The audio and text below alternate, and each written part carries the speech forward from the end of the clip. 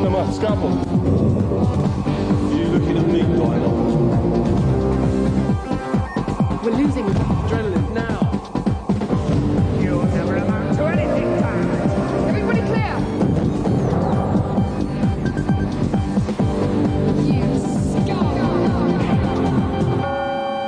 We've lost him.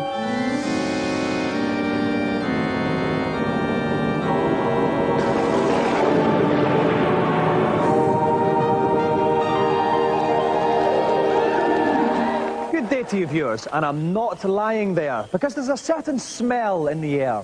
Is it the smell of ripened fruit? Is it the smell of freshly cut flowers? No, that smell is Cup Final Atmosphere, a smell more rarefied and intense than my ridiculously expensive gentleman's cologne. That's because today sees the final of the GamesMaster football tournament featuring Phil Babb and Dean Holdsworth. But there's another, less than lovely odour lingering, the smell of fear. And all the pants in heaven are rapidly filling up in anticipation of the executioner.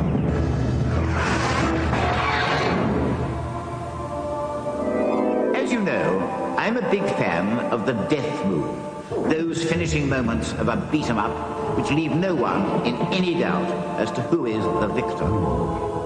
I was intrigued then, the other day, to receive a letter from a character calling himself the Executioner, claiming he could pull off every possible death move on every conceivable game.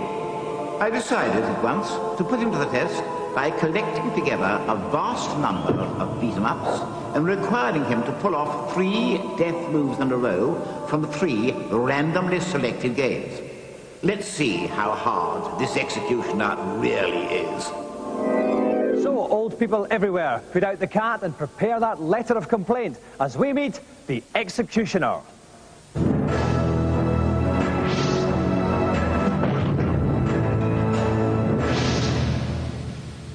Welcome to the show, executioner. Nice to meet you.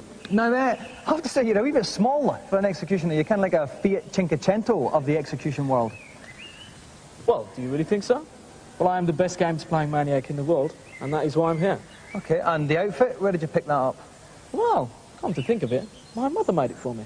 Right, okay, that's fine. She's obviously done a fantastic job there. And you do reckon you can pull off any death move in any game, yeah? Any game. Well, we're going to put that to the test. Ladies, the bag, please. In this bag, we have 12 beat-em-ups. That's a total possible combination of 147 death moves. I'm going to ask the executioner to pick 3 of them at random, then he's going to have to pull off the death moves for the characters we've secretly allocated in each game. So, executioner, 3 games, please, from the bag. And we have Mortal Kombat 3, Primal Rage,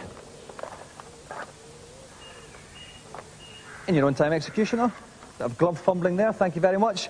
And finally, Killer Instinct. Those are the 3 games while the executioner gets ready to execute, and we'll find out finally whether he is just in fact a sad wee small guy with an inferiority complex. Let's cast a quick glance newswards. Proof that the next generation consoles have made their mark was provided this week with the news that PlayStation title Destruction Derby has become the fastest selling CD-ROM ever, shifting 10,000 copies in a fortnight. The release has been accompanied by an ad featuring an attractive lady draped over a TV, the kind of gratuitous titillation that we at GamesMaster find thoroughly disgusting. Meanwhile, Sony's arcade partners Namco are putting the finishing touches to their latest beat-em-up, Soul Edge, a Tekken hugs Toshinden type situation with 3D graphics and special moves that make French nuclear testing look dull in comparison. Soul Edge will be in arcades next year with a PlayStation version following sometime later. Are you frightened by technology? Nah, didn't think so. Games on the Net is a new video that sets out to explain how to find and play multiplayer games on the internet. It's pretty useful and features the most mutated presenter ever in the bizarre facial shape of Davey Winder. The Yahoo site actually makes me shout, Yahoo! Every time I connect to it. Watch. Yahoo! It's out on November the 20th. We have the executioner here who reckons he can pull off any death move in any game ever invented. We're trying him on 3. Dave Perry is standing dangerously close to help me out. Dave, I'm going to call you boss. this, Boss John? is fine. It's suitable for the challenge. I think, Okay, as well. Dave, so generally, what is the tough thing about fatalities to pull off? It's definitely the adrenaline rush you get at the end of a fight. You've had a hard fight, you've battled through 2 or 3 rounds to beat your adversary, and all of a sudden you've got a split second to remember this intricate move. And when that move becomes instinctive, that's the mark of a great fighter. And do you think he'll do it? I think he'll do it. This man is awesome. Okay, then, thanks, Dave. Right, best of luck, Executioner. He has to pull off 3 fatalities in a row, and he gets the joystick. Anything less, and it's sayonara, Executioner. Best of luck. Let's go to the first fatality on Mortal Kombat 3. The character we selected for Mortal Kombat 3 on the PlayStation is Cabal. The Executioner will need to show mercy to his opponent before he can pull off the death move we've chosen, the Mutant Rhino Animality. Cabal win. So off the Executioner goes. He's playing Cabal on the left-hand side. The guy, what would you call that, Dave? Some kind of mask and hood type thing? It's a very strange arrangement, isn't it? Very much like the Executioners himself. Maybe they're cohorts or something. Okay. And at the moment, I thought it's fantastically relevant to this. His energy level's 5. You can see it at the top part of the screen. It's all fairly blue, so he's doing okay just now. But here it comes. Well. Here comes the fatality now. Which is the secret. No, it's not. He's got to show mercy first if he's going to pull off an animality, which is what the GamesMaster set in. Okay, so now what's this mercy one given then? Well, it's given her the energy back. She can come back into the fight. Now he's finished. Now he goes, and this is going to be the animality. And here it goes. The screen's gone dark. And beautiful. Mutated radioactive rhinoceros fatalities ahoy there. The Executioner does the first fatality correctly. Now we move on to fatality number 2, which is on Primal Rage. For Primal Rage on the 3DO, we've selected professional big hairy monkey bloke character Blizzard, who specialises in the oh my god, he's gone right over the moon mega punch.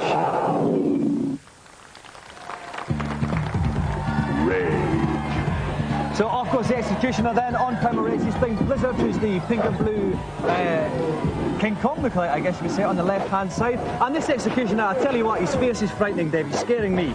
He is very, very scary, and he's piling into Armadon, who is the dinosaur. And he's really, really bloodletting on the ape. And what he's got to do, obviously, he's got to weaken the dinosaur. We want to see him start staggering, and then he's going to go for the to the moon fatality. Okay, let's see. He doesn't have his opponent doesn't have that much energy left. This Executioner really is as fearsome can be, and there's no doubt about that at all. Here he goes. Here he goes. Here he goes. The stagger. Is he going to start punching? There we go. He's punching him in the face. Now watch the background. He's going to punch him into the air, and he's going to disappear into the background. You're going to watch carefully. It's a punch frenzy. Where's that perspective? There he goes. Into the drink there. The second fatality conquered successfully. Let's move on to number 3 on Killer Instinct. For this, we've got Orchid and her immodest unzip move, which forces her opponents to take a testosterone tumble. Dave, how tense is the Executioner going to feel just now? Well, your average game player would be very, very nervous of a challenge of this magnitude, but the Executioner has nerves of steel. Okay, well, let's see how he does on that. We're coming up. He is going to be playing Orchid, who is the lady in the fantastically fetching green outfit. On the left-hand side, playing against some kind of, what is his name, Dave? Saberwolf. Saberwolf, aptly named because he has a wolf and he smells like a saber. I have no doubt. Now, the thing with Killer Instinct that you're looking out for is the combos. They can put some awesome combos together, and the Executioner will be looking to show off on television, obviously. They'll be trying to put some really large combos together. Some nice leg and sword orientated action there, Dave. There you go, that's a killer 16-hit combo. Okay, now he's going to have to play through the whole game to get this fatality, isn't he? He is. He's going to have to go all the way to the end. He's taken 1 bar of Saberwolf's life already, and he's got to take another bar. Some more luminous animal action there in this game. That's right, yep, she can turn into like a fire leopard and leap at the Saberwolf. That takes off loads of energy as well, but it's the combos that do the real damage. And as you can look at Saberwolf's energy at the top... Oh, yes. Ooh, the Executioner is so fierce. I don't know if I can take much more fierceness. We're very, very close to that ending move. I'm too bald. The energy bar's very low, and Saberwolf, we must be getting close now, Dave. Is the move for all the lads? Here it comes. Back, forward, quick punch. What's she going to do? And she's blown out. That's a rubbish fatality, which means that the Executioner's challenge has ended in dismal failure. So, Executioner, if patheticness was measured in ice cream, you have 2 scoops as big as Birmingham, I reckon, after that. What was your excuse?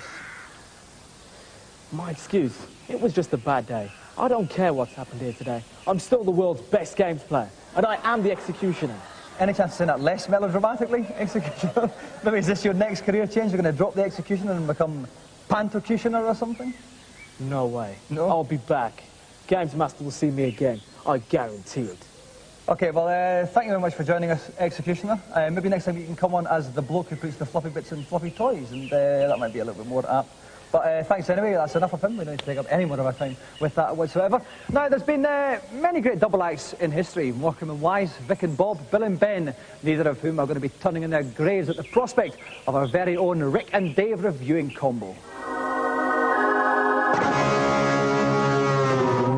First up on PC CD-ROM, Endorphin, the game that caused all that controversy a while back with more subliminal messages than my disco dancing. Endorphin and a fun more like it. You have to go through hundreds of incredibly tedious levels of grids where one square on the grid will be a different colour and you have to guide your block with its multicoloured sides so that the top side is equal to the same colour as that square. No, this game really is dull. It's like a Rubik's Cube for the brain dead. And people seem to be worried about some subliminal messages going through it, driving their kids into a trance-like state. Actually, that state is called boredom.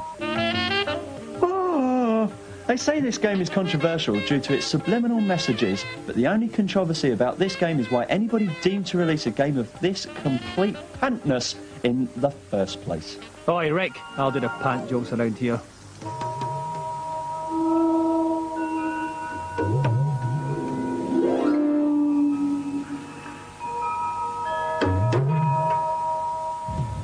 And finally, the PlayStation beat-em-up Tekken, which is actually Japanese for "Can you hold my coat, love, while I beat this bloke about the face and neck?"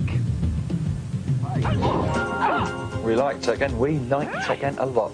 The fluidity of movement on the characters is extraordinary, and I particularly like the special moves. As Rick said, it has the fluidity. It actually feels good to play. When you pull the moves off, they feel right, they're satisfying. This is a great game, and it's another must-have for the PlayStation. And where most beat-em-ups fail is in one-player mode, but Tekken holds its head above the water even in this aspect.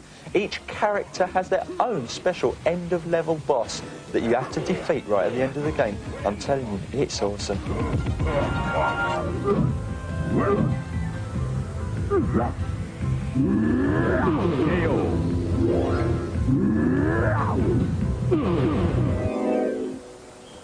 The whole world has gone taut all of a sudden. My muscles are taut, my nerves are taut, because shortly we have the grand final of the GamesMaster football tournament, Phil Babb against Dean Holdsworth. The girls are going to try and relax me while we take a short break. Oh, that is fantastic, girls.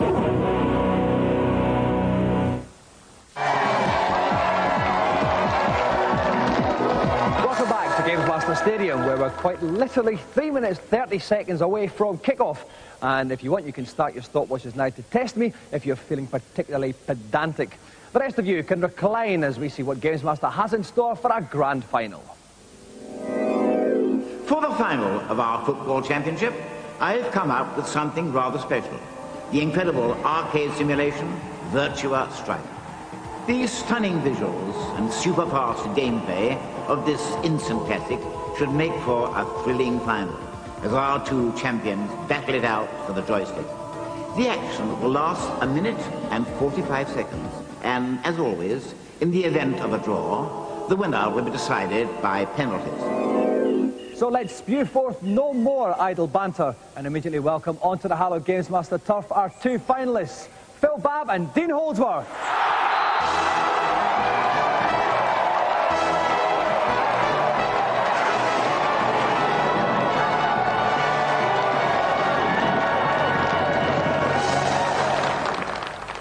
Welcome back, Dean. Welcome back, Phil. Okay, right. Obviously, this is probably the biggest match either of you have ever played in. What's some of your pre-match superstitions you follow, Dean? I think it's nice to get a good rub down before the game, get stretched out properly, make sure you don't pull anything, obviously. And have you had a good rub down? The girls have looked after us, haven't they? They have? Thank you, Phil, for that. There was actually no need to say that, actually, Phil, it has to be said. What about yourself? Are you happy with the rub down, or do you need a little bit more? Oh, definitely a rub down. Yeah, and nothing more than that? Nothing more than that. You're quite content? Yes. You don't do the NC thing, leaving your shirt off until you get in the tunnel in? I'm not as muscular as him. No? I don't know, you've got a fine figure of a man. Cheers, mate. Don't mind me saying it. We know each other well enough at this point in time. Right, okay, before this gets a little bit too interpersonal, if you'd like to dribble on behind me, we'll go up to kick off.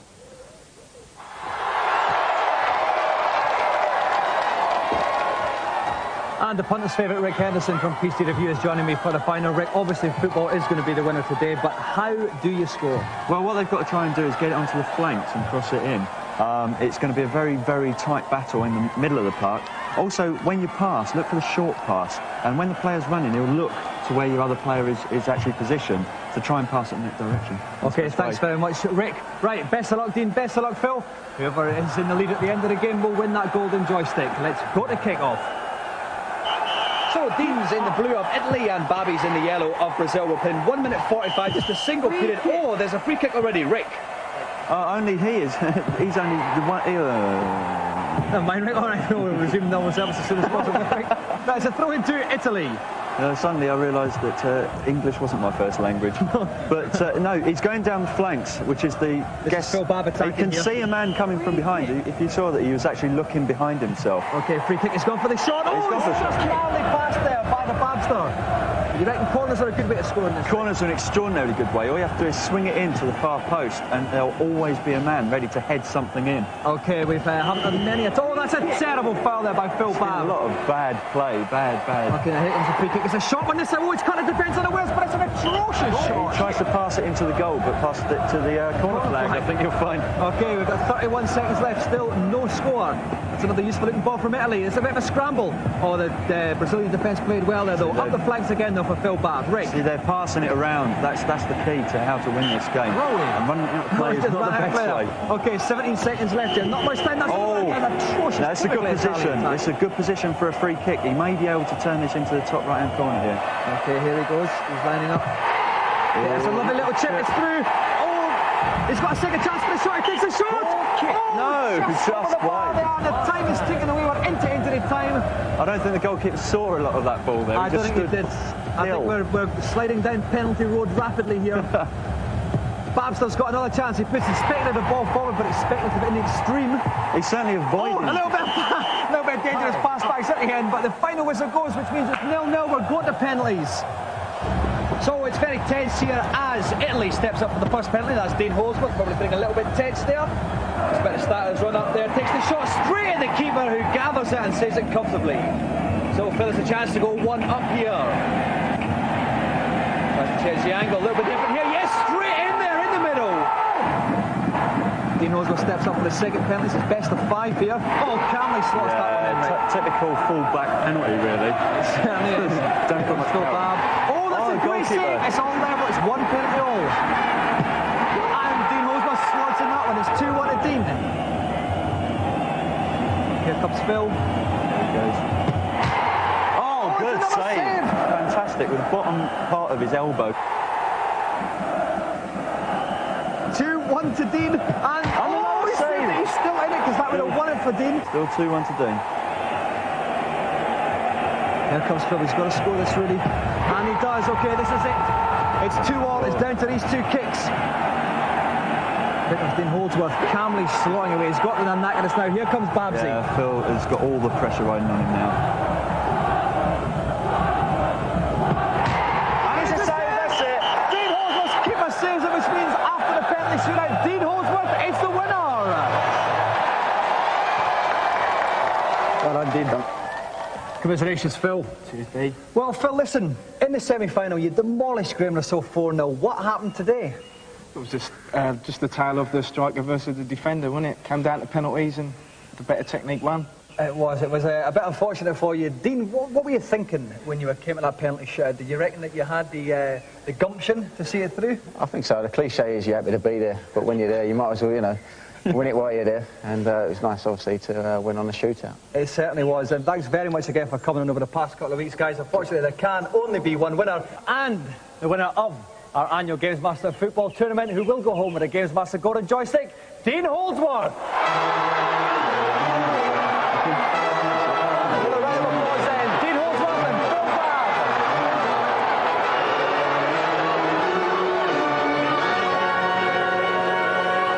Now it's time to leave heaven and all its heavenliness and walk amongst the mortals for today's feature.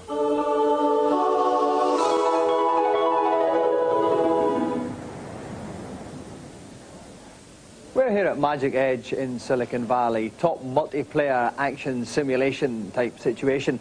And we're here to find out exactly why Americans, like my friend Randy, are quite literally spending lots of time here. Magic Edge in Silicon Valley, California is the world's most advanced multiplayer experience. Up to 12 would-be pilots bundle into large articulated pods and engage in some Top Gun-style dogfight situations. The Magic Edge Centre itself is designed to add to the sense of realism, encouraging the kind of unironic enthusiasm only Americans are capable of. With teams, leagues and special call signs, everyone seems to take it very seriously. Now, Gerard, you're actually in the leagues that they run here. How do they work? Well, they have two different leagues. They have a league for cadets, and then they have a league for aces. Right, you're an ace. Right, yeah. Right. What's your call sign when you fly? Saxon. Saxon, why? Yeah. It just seemed like a good war name. How much money have you spent then on this from day one? Oh, probably in the 4 figures range. So over $1,000? Yeah, well, I've been flying for a year. Right, Nicole, unless I'm very much mistaken, you are a lady. And last time I looked, yeah. There's not a great deal of them in this place. Why is that? Well, perhaps it's because of the physical attributes that most of the gentlemen possess here. How much time then would you say you spend here in a week? Not as much as you know, the frequent customers. I come here maybe like twice a month. Yeah. I really enjoy it, but I don't want to overdose on it. Sure. Yeah. Sure. What I don't understand is like why you got these guys here, and some of them are here quite a lot. I'd say some of them come here like every day. Would you say? Yeah, probably. Why do they want to sit in a dark pod when they're in like one of the sunniest parts of the world? Probably because they don't have a life. Why don't you tell us how you really feel, Nicole? Well, despite the fact I have a full and rewarding life, I was contractually obliged to have a go. Okay, unfortunately, I've been accused of being ironic in a built-up area, so I have to fly a mission against basically every single American on the entire planet, and they're all going to try and shoot me down. But I think I'll take them. The complex 12-player combat is monitored by a controller, in this case a rather fit one, who was forced to call me by my call sign, Love Daddy. Being a highly decorated combat pilot in real life, of course, but I don't like to talk about it, I took to my jet fighter like a duck to water, sort of. I'm trying to confuse the Americans by flying very badly. Love Daddy? Sorry? Switch your weapons to your missiles. Okay, Love Daddy, you're the closest one to me. Okay, American guys, come and get it if you think you're hard enough. Unfortunately, I hadn't realised the Americans had been quite literally holding back. Hey, pilot, you have permission now to shoot down Love Daddy. Oh, no, we hit!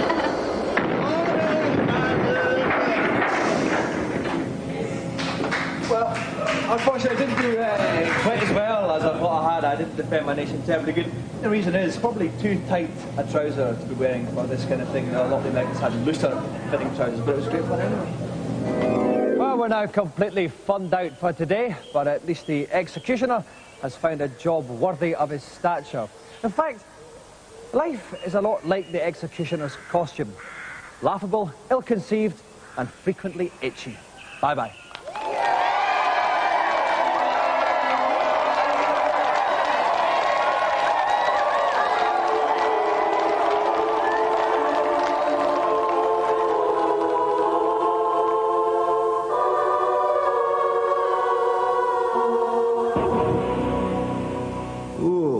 Cantona. Ooh, ah, Cantona. Ooh, ah, Cantona. Come and have a go if you think you're hard enough.